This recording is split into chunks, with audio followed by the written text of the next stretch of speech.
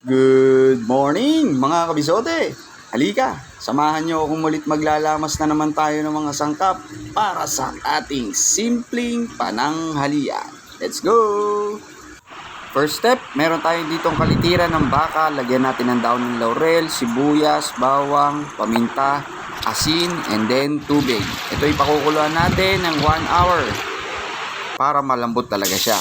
Yan. Sa pan, magigisa tayo dito ng ating aromatics. Luya, bawang, sibuyas, dahon ng laurel, at yung kalitiran na pinalambot natin kanina.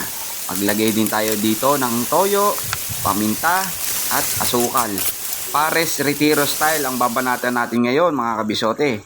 Ilagay na rin natin yung kaldo ng baka and then star anise. Yan. Tapos mekos-mekos lang mga kabisote. Kapag malambot na ang kalitiran, lalaputan na natin ang cornstarch slurry. Then finishing touches, lagyan natin Worcestershire sauce, tsaka yung dahon ng sibuyas. Last but not the least, syempre yung paborito nating bahaw ng kanin na nasa plastic. Isasangag natin yan mga kabisote. Shoutout muna tayo.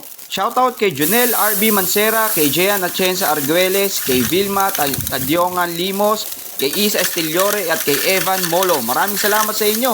Oh, ano pang hinihintay mo kabisote? Tara, kakain na!